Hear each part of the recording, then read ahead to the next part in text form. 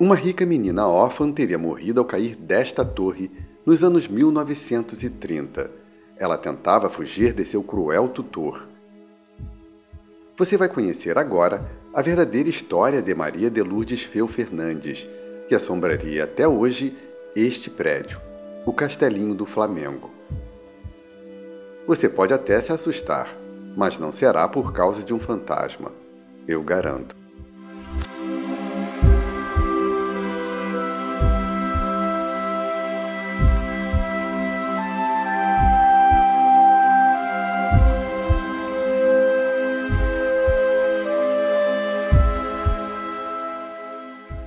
Algumas pessoas comentam que passa lá, há um estrondo, há um grito, que pode ser que seja da voz dessa menina.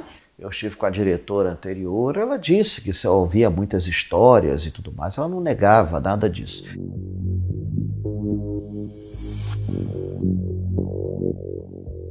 O Castelinho do Flamengo fica em área nobre do Rio de Janeiro, com vista para o Pão de Açúcar e de frente para o Aterro do Flamengo. Está localizado na esquina da Praia do Flamengo com a Rua 2 de Dezembro, na Zona Sul Carioca. O Castelinho do Flamengo ele foi projetado por um famoso arquiteto italiano chamado Gino Coppedi. Era uma época que os ricos cariocas eles encomendavam plantas da Europa, sinal de status. Ele foi erguido aí por volta de 1915 por um construtor português, Francisco dos Santos, para outro construtor português, Joaquim da Silva Cardoso. A obra ficou pronta em 1918. O estilo eclético mistura arquitetura italiana, Art Nouveau, neobarroco, rococó e neogótico francês, entre outras referências. O prédio conta com 3 pavimentos e um terraço coberto por um torreão, com 2 estágios de mirante. A fachada é ornamentada com faces femininas e cabeças de felinos.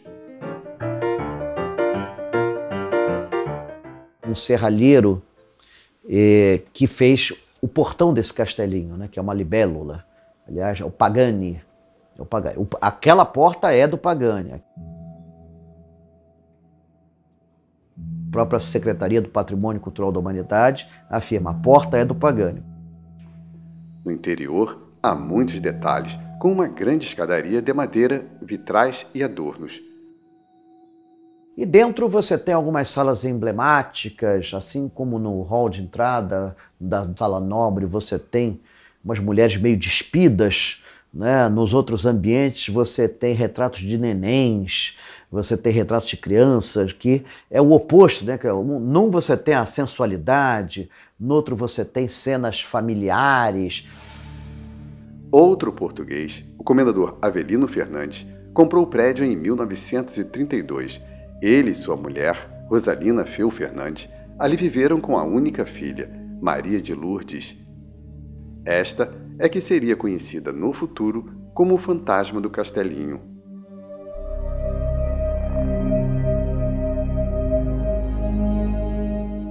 A lenda começa em um acidente em frente ao prédio, onde havia uma linha de bonde, como podemos ver nesta foto do início do século XX.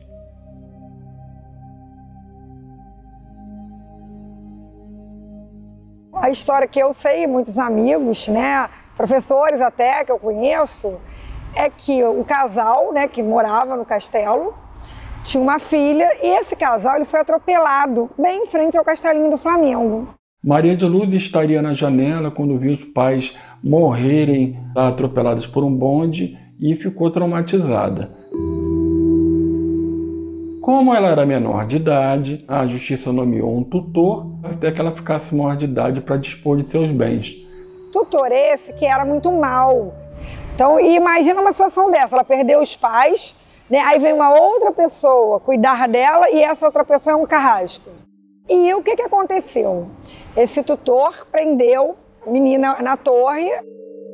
Tem as versões que ela pulou da janela, tem a versão que ela morreu de tristeza presa na torre do castelo, e ainda tem uma terceira versão que ela caiu da janela da torre do castelo, perseguida pelo seu malvado tutor. Quando ela se jogou, ela caiu nas grades do castelinho e morreu. Nunca vi escrito isso, sempre ouvi dizer, né, que a filha sofria das faculdades mentais e se jogou do alto de uma das janelas e ficou presa na grade. A história, independente da falta de dados, se propagou nas décadas seguintes. É divulgada até por sites oficiais da Prefeitura do Rio, além de emissoras de TV e jornais. O prédio ganhou fama. Eu vejo pessoas batendo foto, botando até binóculo para ver se por acaso à noite ali vê a Maria de Lourdes numa das torres do Castelinho. Algumas pessoas comentam que passa lá, há um estrondo, há um grito, que pode ser que seja da voz dessa menina. Uma das histórias que eu ouvi foi um senhor turista que estava com sua esposa e sua filha passeando pela praia do Flamengo. Já estava escurecendo e ele, encantado com a arquitetura desse castelo, ele entrou com a esposa e com a filha e seguiu à frente. Ele viu uma bonita escada de madeira, né? Ele chegou, nossa, o que tem no segundo andar? Eu posso subir? O segurança autorizou. Quando ele começou a subir as escadas, de repente ele parou. E ele desceu correndo. E a primeira coisa que ele falou foi: morreu gente aqui nesse local. E aí ele foi falar com o segurança. E o segurança confirmou para ele, e ele ficou apavorado e chegou, vamos embora. Aqui eu não fico mais. Outro relato ocorre após o fim de uma peça. A equipe de produção guardava os equipamentos. Depois que o Castelinho fechou, uma das pessoas do elenco pediu para ir ao banheiro. E na hora que ele voltou, ele viu uma pessoa vestida de preto, uma mulher, e... Oi, tudo bem? De onde você é? Ela ficou quieta, parada, olhando para ele. Ele achou estranho e voltou a falar com a equipe. Ele, nossa, que pessoa antipática, parando ali no meio do corredor ali, não falou comigo nem nada. Quando voltaram lá, não tinha ninguém. O Castelinho já recebeu a visita de caça-fantasmas, com equipamento para supostamente detectar ectoplasma, com variações que indicariam algo sobrenatural. Foi com base em todas essas lendas que o historiador Milton Teixeira recebeu um convite inusitado do Fantástico. A TV Globo me botou para passar uma noite no Castelinho. Quando estava lá dentro, eu tive uma dor de barriga e eu corri para o toalete, né? Fui para o toalete, estava lá tranquilamente, pensando no futuro do Brasil, quando eu vi assim, uns barulhos assim na janela, pum, pum, pum, pum, pum, pum, pum. E o susto que eu levei foi impressionante. Quando eu fui olhar, era uma mariposona, uma bruxa gigantesca batendo assim no vidro, querendo entrar, atraída pela luz elétrica da noite. E isso me deu um susto danado. Não posso, inclusive, negar. Isso me ajudou muito no que eu estava fazendo no momento. De fantasma a fantasma mesmo, eu não vi nada. Para o historiador, o madeiramento explica os barulhos alegadamente do além. Quando muda a temperatura, essas madeiras estalam assim. E parece que é alguém que deu um tapa, que bateu, que chutou. Pessoas assim mais impressionáveis, juraria que o local é mal assombrado. Mesmo sem fantasma, a verdadeira história de Maria de Lourdes impressiona.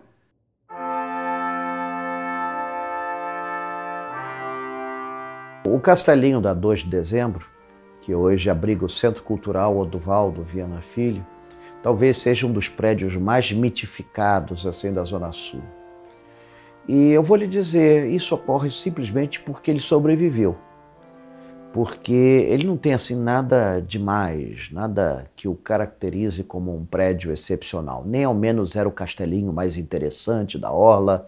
Eu já vi fotos de outros prédios que existiram na orla do Flamengo, que eram muito mais fabulosos do que ele. Do lado mesmo tinha um castelo que era maravilhoso e que não sobrou absolutamente nada, a não ser algumas imagens em fotografias assim. Mas ele sobreviveu, então ele foi motivo de uma série de especulações, de mitos.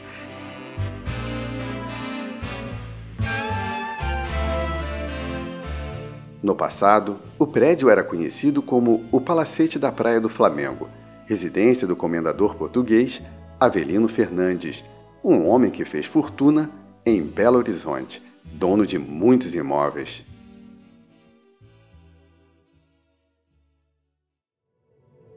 De acordo com a plataforma Gene, que busca relacionar as árvores genealógicas de milhares de famílias, Avelino nasceu em 1872, em Ponte da Barca, Viana do Castelo.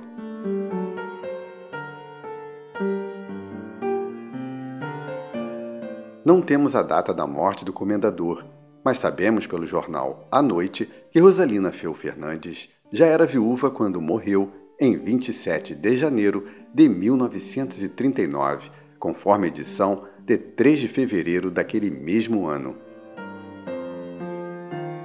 Não se informa a causa da morte, mas que ela era natural de Ouro Preto e deixava apenas uma herdeira, o que desmonta a história de que os pais de Maria de Lourdes tenham morrido juntos em um acidente.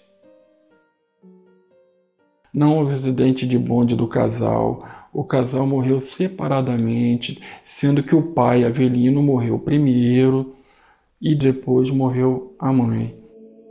Essa, para mim, é mais uma lenda urbana inventada. Quando não há história, as pessoas começam a mitificar.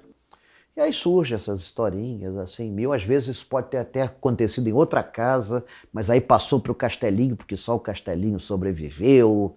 Isso é muito comum, viu? As pessoas transferirem as coisas que aconteceram num lugar para outro lugar, porque só aquele castelinho sobreviveu.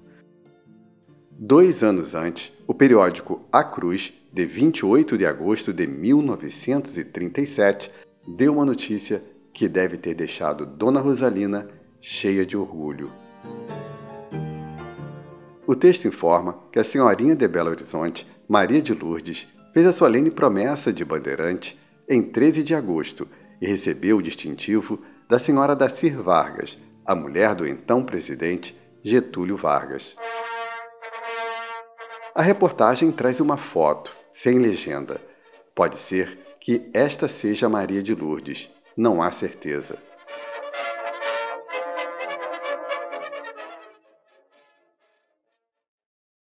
Maria de Lourdes possuía possivelmente 21 anos quando se tornou órfã em 1939, mas apesar da grande herança, não pôde dispor plenamente dos bens. Teve jornais da época que apelidaram de pobre menina rica. Por que pobre menina rica? Ao mesmo tempo que ela possuía um patrimônio imóvel, no testamento dos pais estava uma cláusula que deixava os imóveis não alienáveis. Está trocando em miúdos, os imóveis não poderiam ser vendidos em hipótese nenhuma. Então, ao mesmo tempo que ela tinha aquilo tudo, ela não poderia transformar aquilo tudo em dinheiro. Então, a saída para ela sobreviver foi alugar a preços ínfimos todos os imóveis da família, o que dava um padrão de vida para ela modesto. Isso ocasionou para ela muitos problemas jurídicos para reaver esses bens, como ações para renovação de aluguéis. Então, assim, a vida dela foi bem complicada para uma pessoa que ela poderia ter uma vida de princesa pelo patrimônio que ela tinha.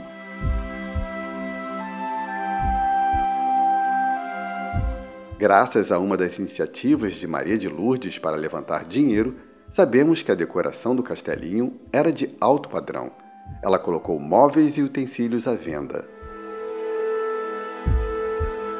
Anúncio no Jornal do Comércio em 21 de novembro de 1954 informa que a mobília do Palacete da Praia do Flamengo irá a leilão. São pinturas de mestres italianos, sala de jantar no estilo Renascença, mobília em alguns cômodos no estilo Luís XV, tapeçarias chinesa e persa, porcelanas chinesa e indiana, lustres de cristais bacará, prataria, estatuetas de bronze e joias. O palacete, porém, não era o principal endereço de Maria de Lourdes. Ela vivia em uma casa em área valorizada de Belo Horizonte, vizinha onde ainda nos anos 1960 seria construído o luxuoso Hotel Del Rey. Ela herdou 12 propriedades dos pais, 11 delas ficavam na capital mineira. Por ser muito desconfiada, Maria de Lourdes não permitia que seus bens fossem administrados por terceiros. É descrita como uma moça inteligente, boa e de personalidade muito forte. A milionária morreu em 8 de fevereiro de 1963, em casa de saúde de Belo Horizonte. Ela tinha 45 anos e era solteira. Não deixou descendentes. Eu não estou aqui discutindo se o fantasma da Maria de Lourdes voltou para o Castelinho. Não quero tirar a crendice de ninguém. Pode ser que ela ficou triste porque ela nunca pôde usufruir do seu milionário patrimônio. Mas ela não morreu na Torre, no Rio de Janeiro. Ela morreu em Belo Horizonte de hepatite. Em edição na semana seguinte, em 15 de fevereiro, o Jornal do Comércio noticiou que Maria de Lourdes havia designado seu antigo advogado, Willer Magalhães Pinto, como o testamenteiro. Na reportagem, o advogado se surpreendeu por ser o escolhido, embora tivesse boa relação com Maria de Lourdes. Ele havia trabalhado para ela 15 anos antes.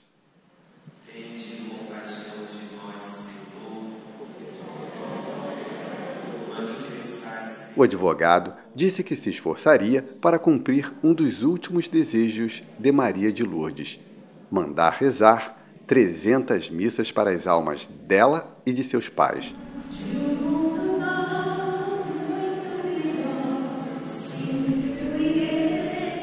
O jornal informava que a fortuna da família era calculada em 2 bilhões de cruzeiros, a moeda da época.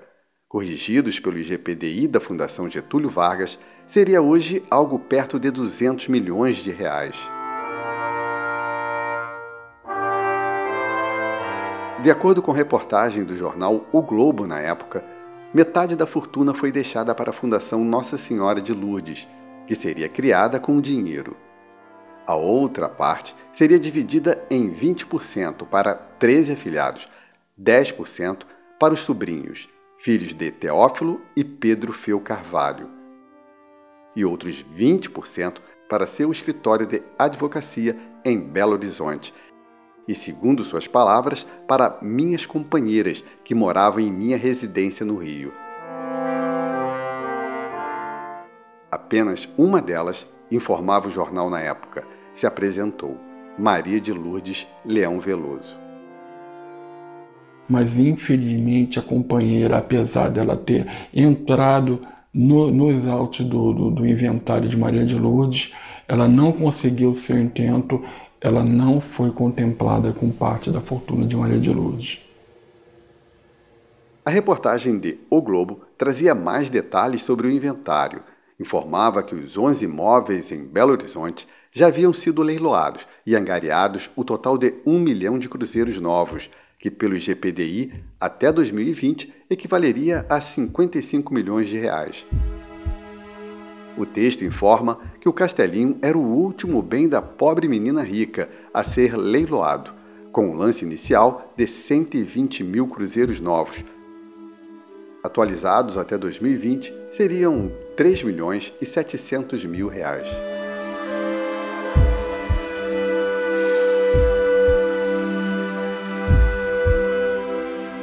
Após a morte de Maria de Lourdes, quem aparece como dono do Castelinho do Flamengo é o então ex-senador Mendonça Martins, que morreria pouco tempo depois, deixando 5 herdeiros. O Castelinho conheceria a sua pior fase. De 1970 a 1990, devido ao imbróglio judicial, o imóvel ficou abandonado. Ele foi tomado por moradores de rua, ele foi depredado. Eu soube até de um cidadão, não vou declinar o nome dele, nem onde ele morava, mas ele, da janela do apartamento dele, ele dava uns tiros de 22, assim, para assustar uns mendigos. A fama de lugar assombrado começou a crescer neste período.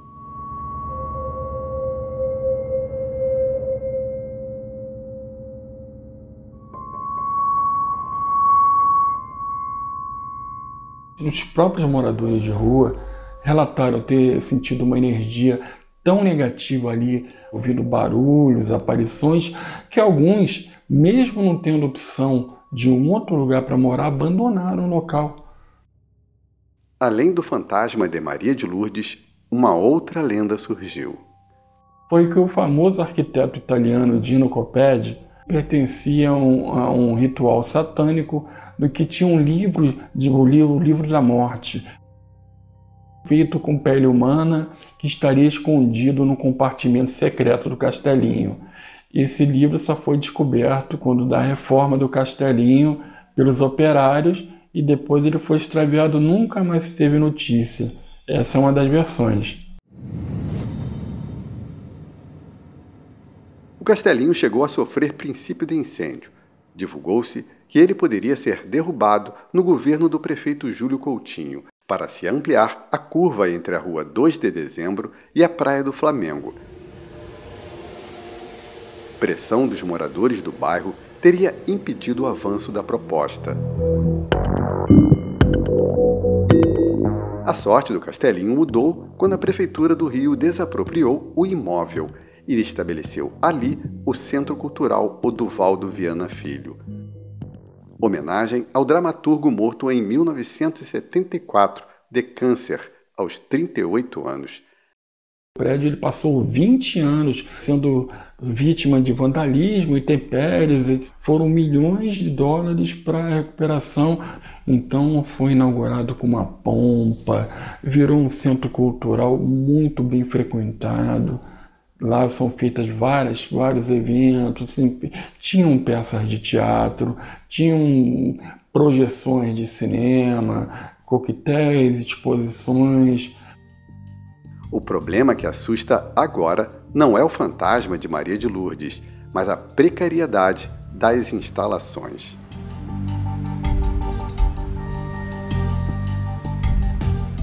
A vida cultural estava efervescente, já começaram as goteiras a aparecer. Então, com o tempo, elas foram piorando. Se a goteira está aparecendo no térreo, ela passou por todos os andares. O espaço ali está em risco. Os locais de exposição, eles não eram escolhidos por critérios técnicos, eles eram escolhidos por causa das goteiras. A pandemia de Covid em 2020 interrompeu o funcionamento do espaço. Desde que começou a pandemia, o espaço foi fechado como vários outros. Só que os espaços abriram todos e o castelinho permaneceu fechado. Isso para mim é um mistério.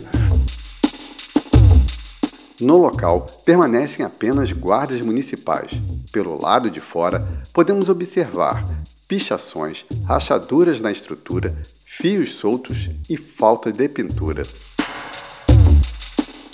Nunca foi feita uma outra grande reforma no local. E o espaço é muito antigo, ele se deteriora.